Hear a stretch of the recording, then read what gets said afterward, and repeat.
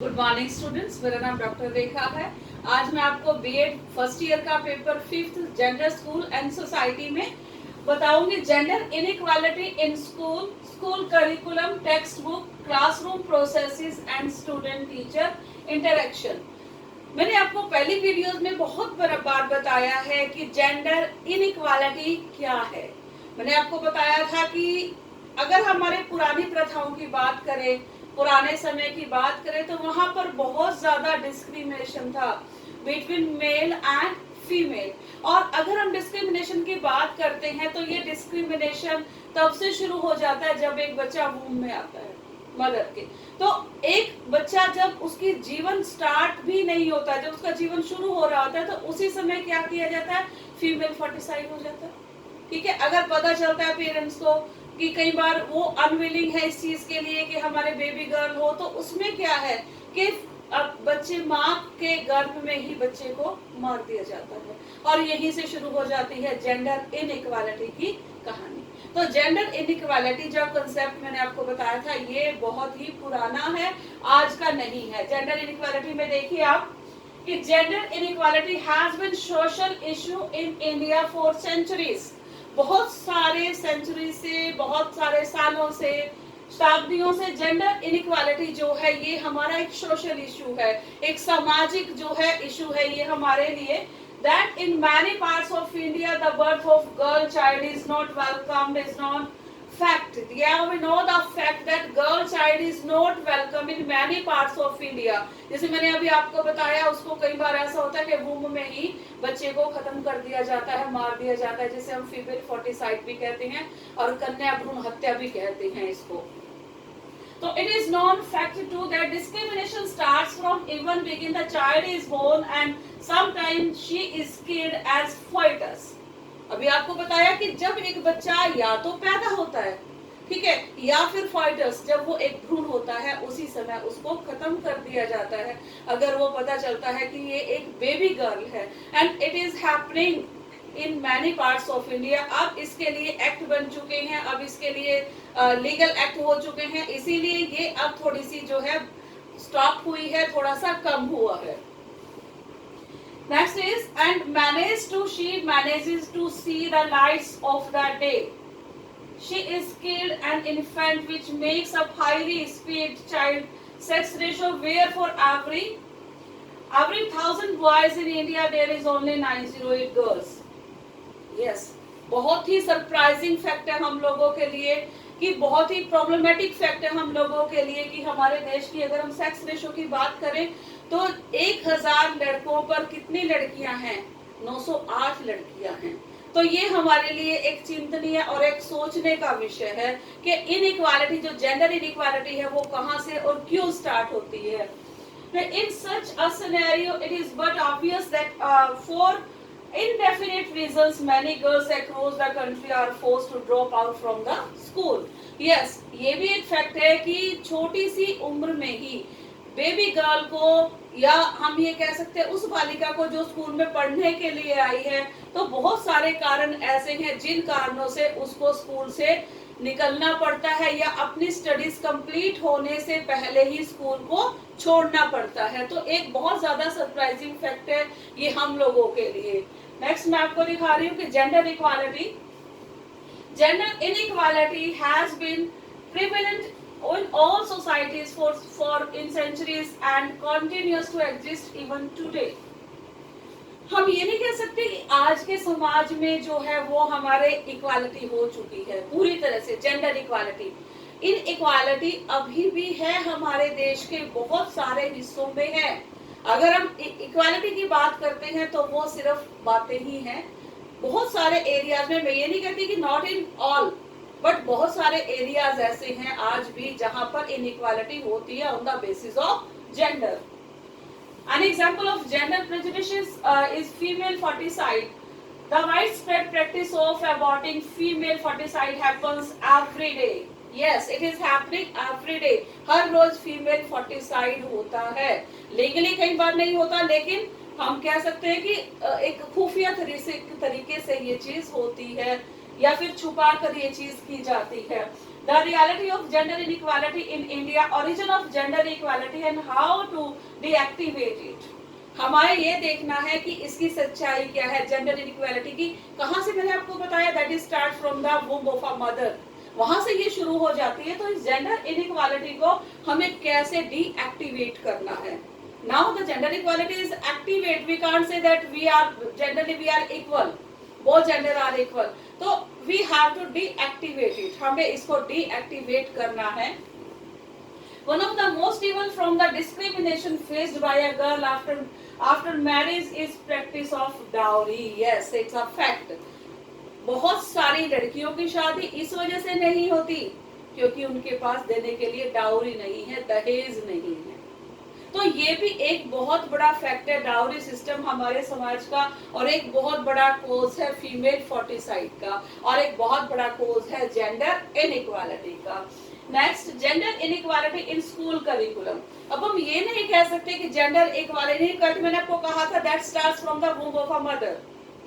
इन many areas, बहुत सारे हिस्सों में ये शुरू हो जाता है। When child comes to the school, जब एक फीमेल चाइल्ड स्कूल में आती है, जब वो स्कूल में जाती है बच्ची, तो उसको वहां से जेंडर इनइक्वालिटी की प्रोसेस जो है वो शुरू हो जाती है। इन व्हाट वे, आप देखिए कि किस किस तरह से उसको जेंडर इनइक्वालिटी का सामना करना पड़ता है या लिंग विभेदता का सामना करना पड़ता है।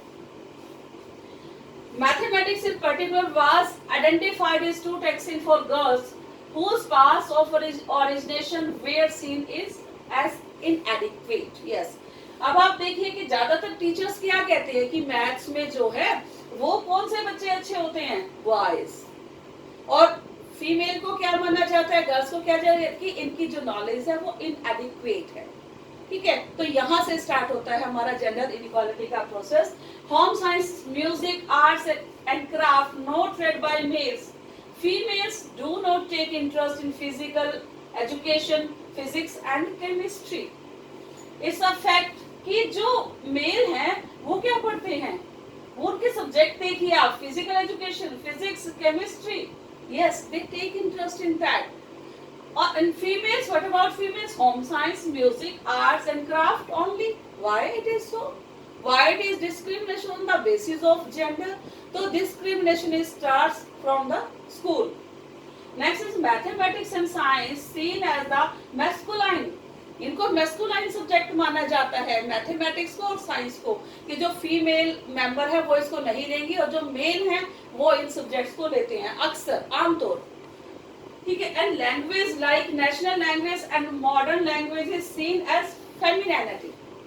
जितने भी हमारी भाषाएं हैं, चाहे वो हमारी मातृभाषा है, चाहे वो हमारी अन्य भाषाएं हैं, तो उन सारी भाषाओं पर किसका अधिकार माना जाता है कि ह्यूमैनिटीज के जो सब्जेक्ट है वो कौन पढ़ेगा, फीमेल, और जो साइंस और मैथ्स है उन पर किसका अधिकार है, मेल मेंबर्स का। तो यहाँ से स्टार्ट हो जाता है डिस्क्रिमिनेशन और इनइक्वालिटी का process between boy and girl. Gender inequality in text book, पहले मैंने अभी आपको बताया किस बारे में जेंडर इनइक्वालिटी कहाँ से स्टार्ट होती है, सब्जेक्ट से, टेक्स्ट। तो अब आप देखिए कि करिकुलम में वो सब्जेक्ट मेल को दिए जाएंगे, ये फीमेल को दिए जाएंगे। तो उसके बाद करिकुलम के बाद हमारे पास आती है टेक्स्ट बुक्स। अब टेक्स्ट बुक्स में किस तरह की जेंडर इनइक्वालिटी के एग्जांपल हमें देखने को मिलते हैं। The text books did not reflect the goal and achievement of women movements. Yes, आप अक्सर, मैं एनसीईआरटी की टेक्स्ट बुक्स की बात नहीं कर रही, ठीक है। उसके अलावा जो टेक्स्ट बुक है दे आर नॉट स्टैंडर्डाइज, और वो नॉर्म्स पर और स्टैंडर्ड्स पर खरी नहीं उतरती। तो वहां पर ऐसी जो लेडीज अचीवमेंट है या लेडीज मूवमेंट जो है, लेडीज ने जो मूवमेंट चलाए हैं उन पर बहुत कम लेसन्स हैं, और जो जेंट्स ने चलाए हैं, मेल मेंबर्स ने मूवमेंट चलाए हैं, उनके चैप्टर्स बहुत ही अधिक हैं।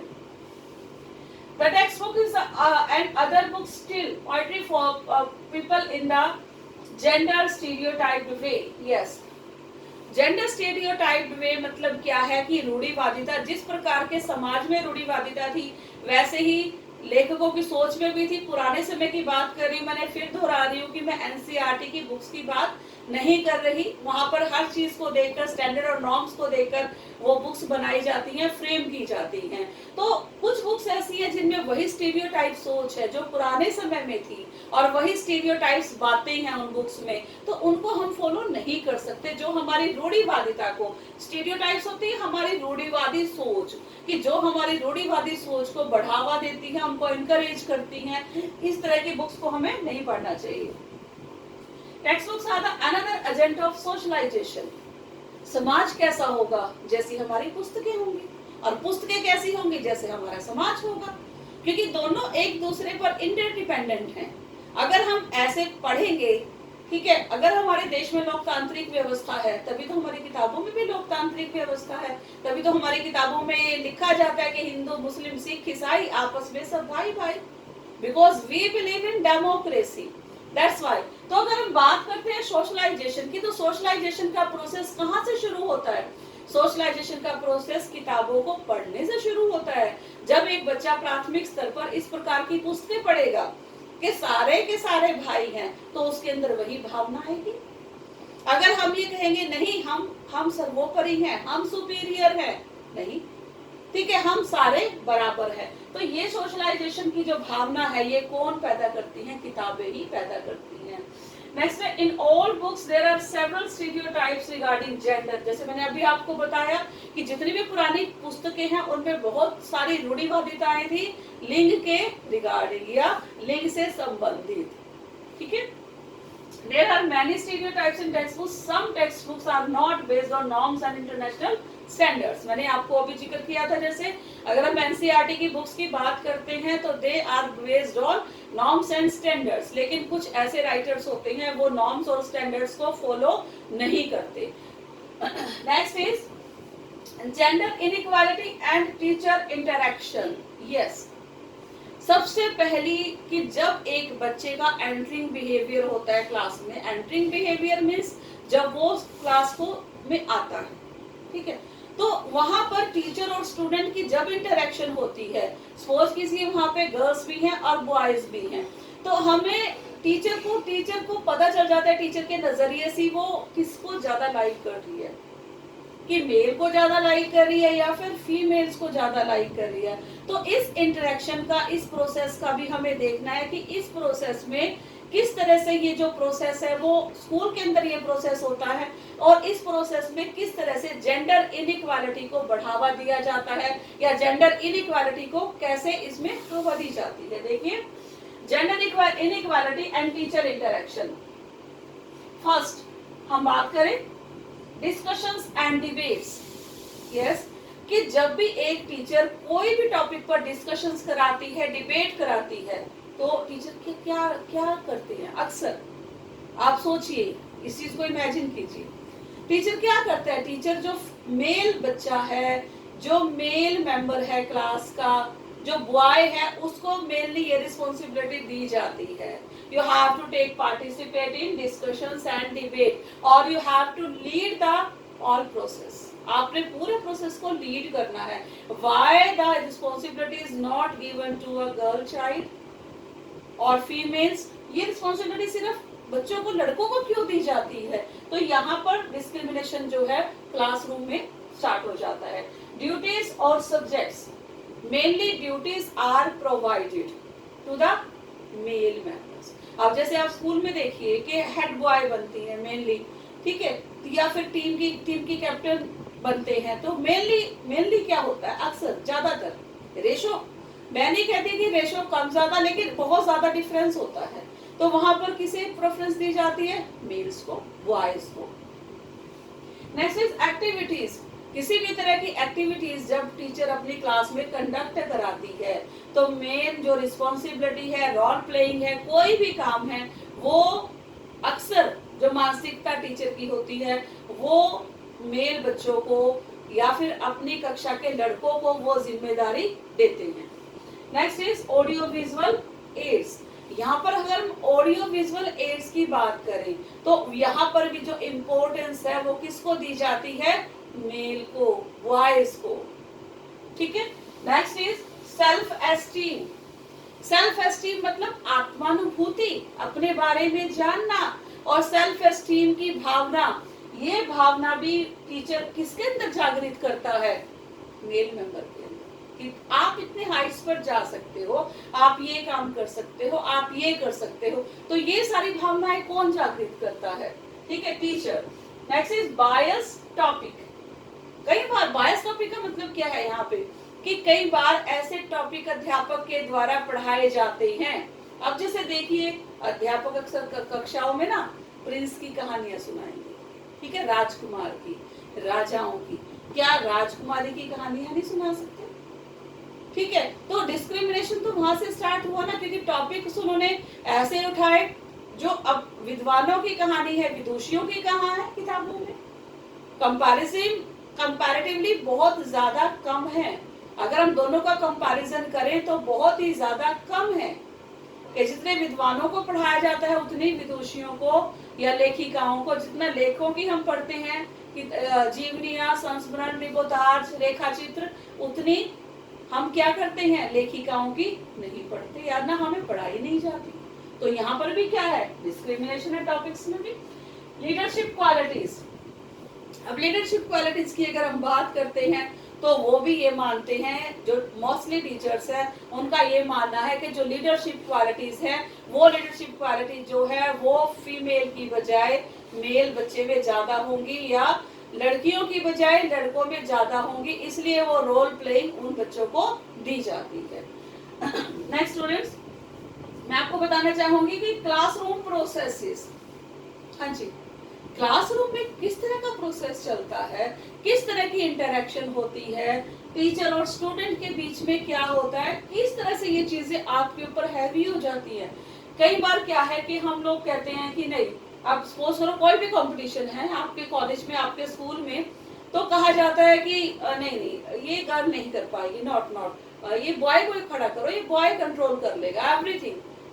क्लास मॉनिटरशिप है, हेडशिप है, तो टीचर कई बार बोलते हैं नहीं नहीं ये गर्ल नहीं कर पाएगी, ये बॉय करेगा। ठीक है, तो कैसा लगता है लड़की को क्लासरूम में जब इस तरह के संबोधन किया जाता है, नहीं she can't do, only he can do that, तो फिर कैसा महसूस होता है। तो इस तरह के प्रोसेसेस जो है वो क्लासरूम प्रक्रिया में चलते हैं। देखिए, male students are dominated in classroom. आपने देखा होगा अक्सर कि जो मेल स्टूडेंट हैं, जो लड़के हैं, उनका डोमिनेंस ज्यादा होता है क्लास में एज कंपेरेटिव टू फीमेल्स और एज कंपेरेटिव टू गर्ल्स। ठीक है, तो जो लड़कियों के मुकाबले में लड़कों का डोमिनेंस ज्यादा होता है, इसलिए हेडशिप की ड्यूटी, मॉनिटर की ड्यूटी मोस्टली जो है वो बॉयज को दी जाती है। Tutorials are unequally distributed between sexes. Yes, tutorials अगर आपको बच्चों को कुछ सिखाना है, ट्यूटोरियल्स में जब छोटे छोटे group, when the small groups are divided, ना छोटे छोटे बच्चों के ग्रुप बनाए जाते हैं और वहां पर उनकी प्रॉब्लम्स को सॉल्व किया जाता है। तो इस तरह के अगर ग्रुप बनाए जाते हैं तो वहां पर भी क्या होता है, लड़के और लड़की में भेदभाव किया जाता है, वहां पर भी उन दोनों के बीच में डिस्क्रिमिनेशन होता है क्लासरूम प्रोसेसेस में। नेक्स्ट है मेल मेजॉरिटी क्लासेस। यहाँ पर हम बात करेंगे कि अगर टीचर भी मेल है और उसकी स्टूडेंट्स जितने हैं वो क्लास में वो सारे भी मेल है, और एज कंपेरेटिव टू दूसरी जो क्लास में है वो फीमेल्स हैं। अगर किसी भी तरह का कंपटीशन किया जाता है तो ये मेल मेजॉरिटी जो है वो डोमिनेटेड होती है फीमेल मेजॉरिटी पे। It's a fact. नेक्स्ट मैं अब आपको बताना चाहूंगी कि here are 3 simple ways you can stand up against gender inequality. Yes, 3 रास्ते कौन से हैं, ये कौन से 3 रास्ते हैं जिसकी वजह से, जिसके कारण आप जेंडर इनइक्वालिटी से लड़ सकते हैं, आप फाइट कर सकते हैं। तो ये 3 वेज कौन से हैं, देखिए। Stay away from gender stereotypes like man up और बिहेव लाइक अ लेडी। क्या है ये, किस जो स्टीरियोटाइप्स हैं, हमारी रूढ़िवादिताएं हैं, वो क्या कहती हैं कि मैन्स अप और बिहेव लाइक अ लेडी। ठीक है, तो इस स्टीरियोटाइप को हमें अपने अनुसार बदलना है, ठीक है। Next is stand up for someone being stereotyped bye their gender, ठीक है। जो अपने जेंडर के द्वारा रूढ़िवादी हो रहा है, उसके अंदर रूढ़िवादिता है, उसके साथ आपने क्या करना है, स्टैंड अप। स्टैंड अप का मतलब है आपने उसके साथ खड़ा होना है, उसको सपोर्ट करना है, उसको सपोर्ट देनी है। Next is encourage people to pursue their passions and interest regardless of whether they are gender appropriate. Yes, आपने ये नहीं देखना अगर कोई मेल है फीमेल है, ये आपने नहीं देखना। आप जो उसका इंटरेस्ट है, चाहे वो मेल है चाहे वो फीमेल है, जो भी उसका पैशन है, जो भी उसका इंटरेस्ट है, उस इंटरेस्ट के अकॉर्डिंग उसको क्या करना है, एनकरेज करना है, मोटिवेशन देनी है उसको, ठीक है। तो ये 3 टाइप्स जो वर्क है ये आपने, और 3 स्टेप्स है, you have to do this 3 steps. Okay students, I hope जो जेंडर इनइक्वालिटी कहाँ कहाँ किस किस तरह से शुरू होती है और कहाँ से स्टार्ट होकर कहाँ तक पहुंच जाती है, ठीक है, ये सारे स्टेप बाय स्टेप मैंने आपको बताए कि इन्फेंट एज में किस तरह से ये स्टेप शुरू हो जाता है और लास्ट तक जो हमारे कंसेप्ट बन जाते हैं वो चीजें पीछा नहीं छोड़ती। तो इस अवधारणा को आप लोगों ने बदलना है और इनइक्वालिटी वर्ड की जगह आपने जेंडर इक्वालिटी पर आपने स्ट्रेस देना है। Thank you, have a nice day.